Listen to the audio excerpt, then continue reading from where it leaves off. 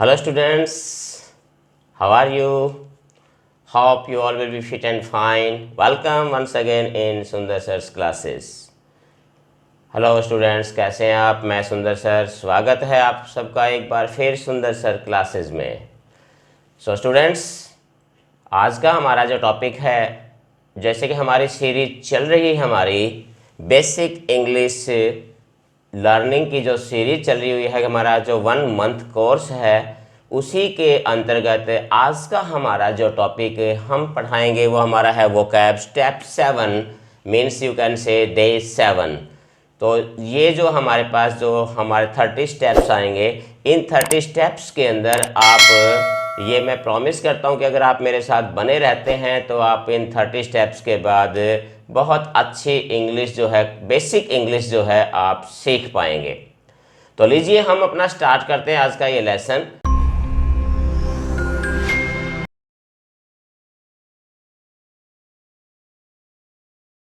और आज के इस लेसन में मैं आपको ऐसी वोकैब्स, मीन्स ऐसी कुछ वोकैबलरी, ऐसे कुछ वर्ड्स बताने जा रहा हूँ जो वर्ड्स बहुत ही कॉमन हैं, जो अक्सर हमारे सामने डे टू डे लाइफ में अक्सर हमारे सामने आते हैं। और कुछ स्टूडेंट हो सकता है कि इन वर्ड्स को जानते हो, कुछ एक को जो है इनके बारे में नहीं पता होता।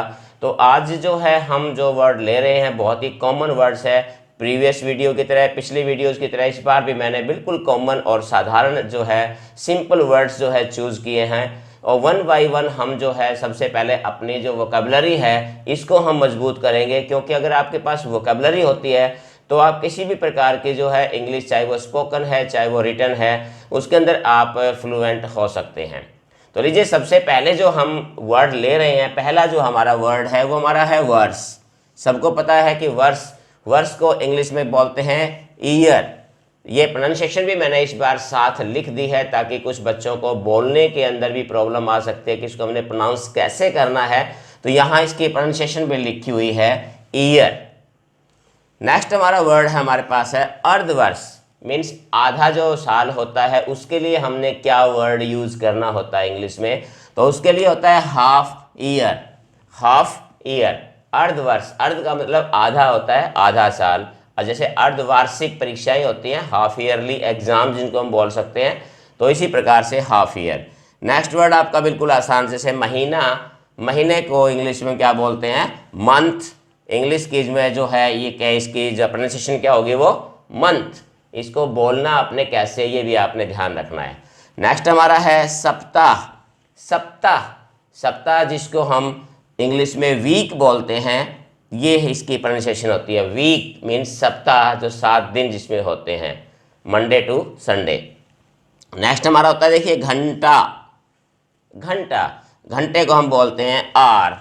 और ये देखिए इसकी प्रोनाउंसिएशन एक्चुअली में आर होती है। बहुत सारे स्टूडेंट इसको हावर बोल देते हैं या आवर बोल देते हैं, तो इसको आपने ध्यान रखना है कि इसकी जो प्रोनाउंसिएशन हमारी वो क्या होती है, आर बोलना है। इसको हमने 1 आवर, 2 आवर्स, तो इसी प्रकार से। नेक्स्ट उसकी ही यूनिट होती है मिनट। मिनट को इंग्लिश में मिनट ही बोलते हैं और यही इसकी सेम प्रोनाउंसिएशन भी होती है। इसके बाद अगर हम वर्ड लें सेकंड, सेकंड को भी इंग्लिश में सेकंड ही बोलते हैं और इसकी प्रोनाउंसिएशन भी सेकंड होता है। हिंदी में सेकंड बोलते हैं, इंग्लिश में इसको सेकंड बोलते हैं। इसकी जो प्रोनाउंसिएशन होती है वो होती है सेकंड। इसके बाद जो वर्ड हम ले रहे हैं, देखिए फ्रेंड्स, ये हमारा है प्रातःकाल। प्रातःकाल यानी सुबह का समय। देखिए इसको बोलने में ध्यान रखिए, प्रातःकाल बोल रहे या सुबह का समय बोल रहे, तो सुबह का समय या सुबह भी बोल सकते हैं, खाली आप इसे सुबह भी बोल सकते हो, प्रातःकाल भी बोल सकते हो, सुबह का समय भी बोल सकते हो। तो इसी के लिए हमने जो वर्ड यूज करना होता है वो क्या होता है, मॉर्निंग। मॉर्निंग नहीं बोलना, इसको ध्यान रखना, मॉर्निंग। और इसमें जो है वो क्या होता है, छुपा हुआ होता है, साइलेंट साउंड होती है इसका, तो हम इसकी जो प्रोनाउंसिएशन होती है वो क्या होती है, मॉर्निंग। नेक्स्ट इसके बाद देखिए प्रभात। ये बहुत कम स्टूडेंट्स को पता होगा कि प्रभात क्या होता है।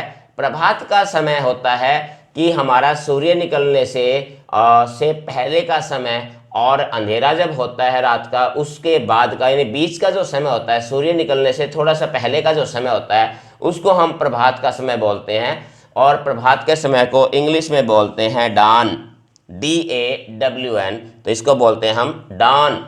तो ये ध्यान रखना, इसका जो प्रभात का समय होता है इसको हम बोलते हैं डान। नेक्स्ट इसके बाद हमारे पास सायकाल मीन्स इवनिंग समय होता है, समय संध्या काल कह सकते हो, सायकाल कह सकते हो, या आप इसे जो है मीन्स सायकाल, संध्या काल, शाम का समय भी कह सकते हो, शाम भी खाली हम कह सकते हैं। तो उसके लिए हमने वर्ड यूज करना है इवनिंग, इवनिंग शाम का समय। इसके बाद देखिए ये मैंने यहाँ लिखा संध्या काल, आप इसको सही जो इसका एक्चुअल जो इसका हिंदी में जो नाम होता है वो होता है गोधूली का समय या गोधूली का समय या संध्या काल।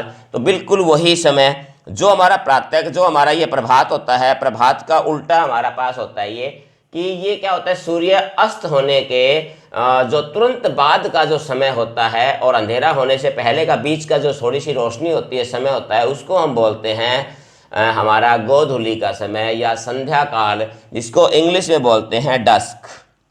ध्यान रखना इंग्लिश में क्या बोलते हैं इसको, डस्क बोलते हैं। तो इसको ये कुछ दो वर्ड्स जो हमारे पास नए हैं जिनको आपने याद रखना है। और इसी कड़ी में अगला वर्ड हम ले रहे हैं दोपहर का समय। दोपहर का समय, दोपहर भी खाली आप इसे कह सकते हैं, और इसको हम इंग्लिश में बोलते हैं नून। तो ये हमारा जो है कुछ वर्ड्स थे।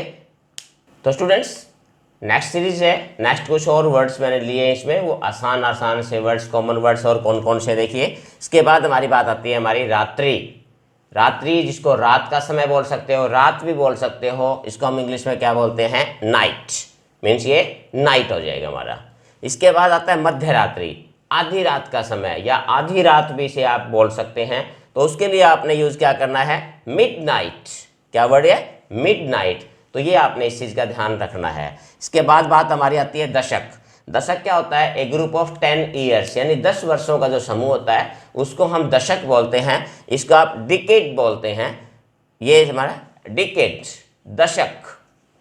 इसके बाद हमारे पास 100 वर्ष आते हैं जिसको हम शताब्दी बोलते हैं, या 100 वर्षों का समय हो। जैसे हम कह सकते हैं 21st सेंचुरी, 100वीं 21वीं शताब्दी, 20वीं शताब्दी, शताब्दी, या जिसका आप शतक भी बोलते हैं। क्रिकेट में आपने देखा होगा कि 100 रन बनने पर शतक जिसको हम बोल सकते हैं, शताब्दी बोल सकते हैं, 100 वर्ष बोल सकते हैं, या शतक भी जिसे हम बोल सकते हैं।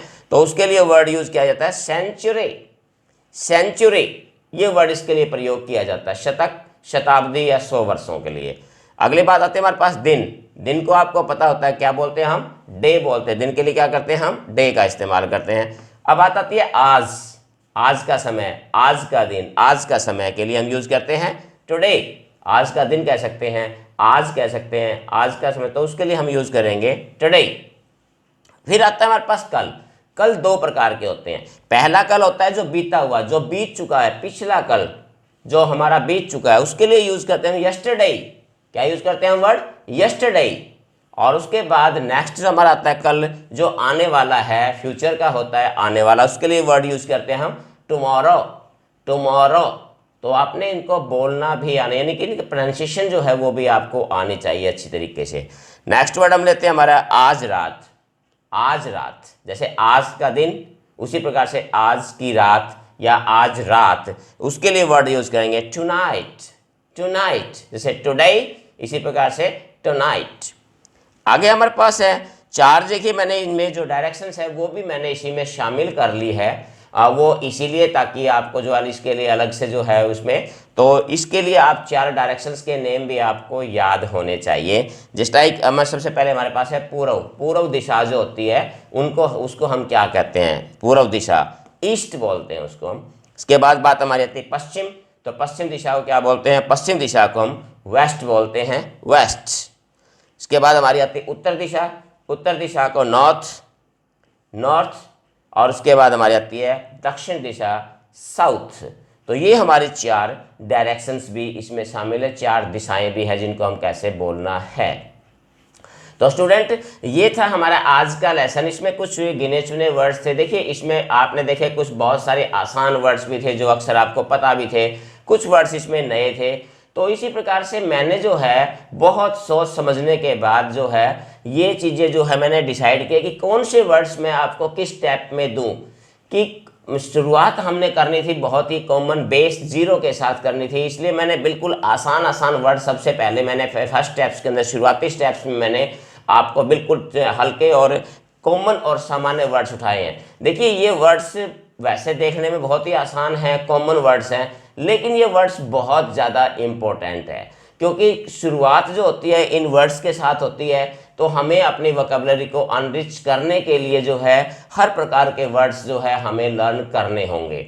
धीरे धीरे आपको थोड़े से वर्ड्स का लेवल जो है वो थोड़ा सा बढ़ेगा, कुछ नए वर्ड्स के अंदर भी इसके अंदर आपको आएंगे। क्योंकि मैं एक बात आपको मैं फिर बता दूं आपको, मैं बार बार आपको कह रहा हूं कि अगर आपको अपनी स्पोकन इंग्लिश या रिटन इंग्लिश को मजबूत करना है, अच्छा करना है, तो सबसे ज़रूरी आपके लिए है वो यही है कि आप अपनी वोकैबुलरी को मजबूत करें। जिस स्टूडेंट की वोकैबुलरी जितनी ज़्यादा मजबूत होगी, वो स्टूडेंट उतना ही इंग्लिश स्पीकिंग में या फिर इंग्लिश रिटन में फ्लुएंट होगा। इसीलिए मैंने सबसे ज़्यादा मेरा जोर जो है इस बेसिक इंग्लिश सीरीज़ के अंदर, जो मेरा मेन जो फोकस है, मेरा मेन जो स्ट्रेस है, वो मेरा जो है वो वोकैब के ऊपर ही है। क्योंकि मैं मानता हूँ, मेरा ऐसा मानना है, मेरा अनुभव के आधार पर मैंने ये चीज़ पाई है कि अगर स्टूडेंट के पास वोकैबुलरी होती है तो वो स्टूडेंट, चाहे वो स्पोकन है चाहे रिटन है, वो हर चीज़ के अंदर जो है वो इंग्लिश में कामयाब हो सकता है। तो स्टूडेंट्स, मेरे साथ लगातार बने रहिए इस सीरीज़ के अंदर, और मैं ये आपसे फिर प्रॉमिस करता हूँ कि अगर आप लगातार पूरी सीरीज़ मेरे साथ रहते हैं तो 1 मंथ की जो हमारी ये सीरीज़ है, 1 मंथ के बाद आप निश्चित तौर पर जो है अच्छी इंग्लिश या बेसिक इंग्लिश जो है वो आप सीख पाएंगे, ये मेरा दावा है। तो स्टूडेंट्स, आज के लिए इतना ही। फिर मिलते हैं एक और नए वीडियो में नए टॉपिक के साथ, कुछ नए वर्ड्स के साथ, कुछ पुराने उसमें शामिल होंगे। नए और पुरानों का जो हमारा ये मिक्सअप है, जो संगम है, ये हमारा चलता रहेगा। बस आप जितना मैं काम आपको बताता हूँ, अगर आप वो काम करते रहते हैं तो निसंदेह आप बहुत जल्दी एक अच्छी इंग्लिश सीख पाएंगे। That's all from now.